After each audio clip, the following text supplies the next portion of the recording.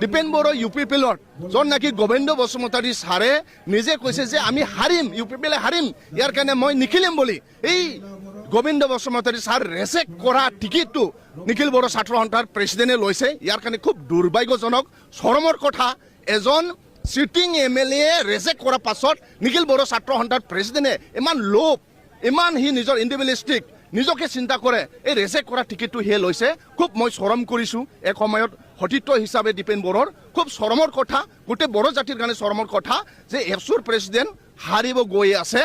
আগন্তুক MLA ইলেকশ্যনত বড়ো ছাত্ৰ সন্থাৰ প্ৰেছিডেণ্ট তেওঁ এৰি কিনি ৰাজনীতিকত আহিছে আজি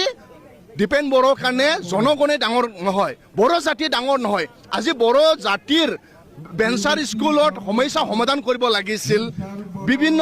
সমস্যা আছিল কিন্তু এইবোৰ সব সমস্যা হি নিউচি কিনিত নিজৰ কথা চিন্তা কৰি কিনিত হি আজি MLA খেলিব আহিছে মই দীপেন বড়োৰ লগত নিখিল বড়ো ছাত্ৰ সন্থাত একেলগে আফচোস কৰিছিল এতিয়াও মই দীপেন দাদা কৈছোঁ আপোনাৰ ভুল ধাৰণা হৈ গ'ল আপুনি 15-20 বছৰ অপজিশ্যনত থাকিব লাগিব